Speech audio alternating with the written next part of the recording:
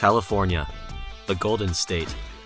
When one thinks of California, they think of their industries, such as agriculture, Silicon Valley, and Hollywood.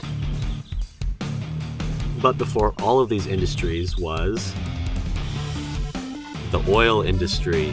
Yes, the oil industry. First discovered by gold rush prospectors, oil was found to be abundant from LA all the way up to Santa Barbara and even to the rest of the state, paving the way for greater economic growth in the future and allowing us to become as large as we are. By 1910, California was producing over 1/5 of the world's total oil.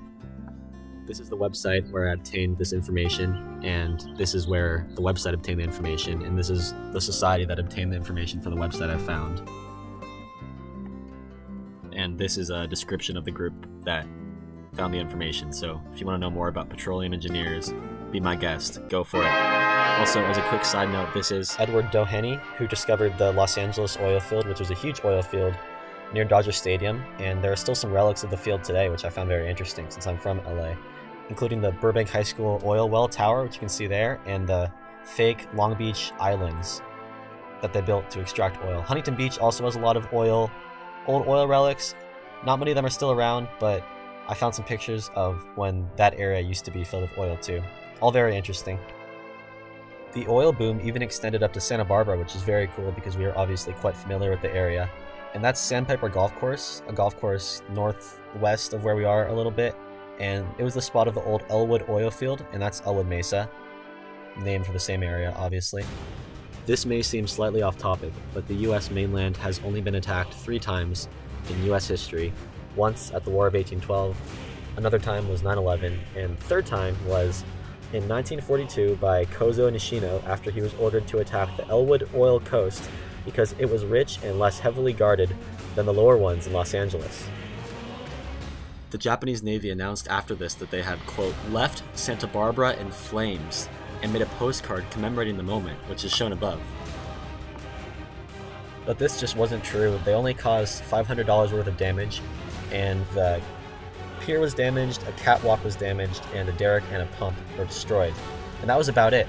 But it caused a sense of urgency across Southern California, and it encouraged people to buy more war bonds.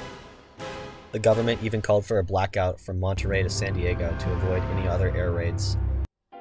I also want to emphasize that Ellwood was not just a side part of California's oil industry, but a more major part at some points. Like in 1930, as this says, it was the most productive oil field in the world, which was very cool to me. I was so close to us, and I got this information from GalitaHistory.com, which is a very good website. And I also learned about the old Ellwood gas station, and it still stands today. I drove past it, but this is not a real-life picture. I should have gotten a picture, but that's it. It's about 8 minutes away near Haskell's Beach in the Ritz-Carlton, and is a good reminder that even Santa Barbara's economy used to be oil-based and not tourism-based and college-based like it is now. I also had a lot of fun walking down the beach and trying to find old imprints of oil in the sand, which I did. I got a lot of tar in my feet, which is pretty annoying, but it was worth it. And they had fences all over the cliffs that looked very old, so they were probably built near the old oil rig pumps and the industry that was there. That's a picture of me standing in front of 4 towers that I was sure were part of the oil rig system, and I was right.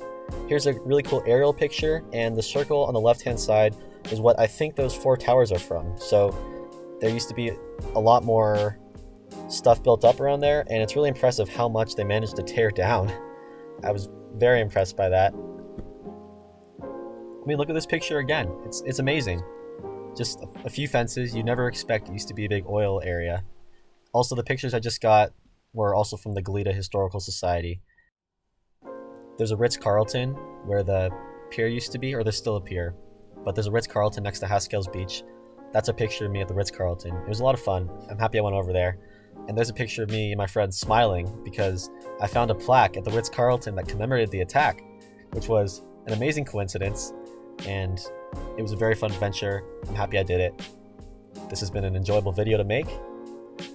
Thanks for watching. Have a nice day.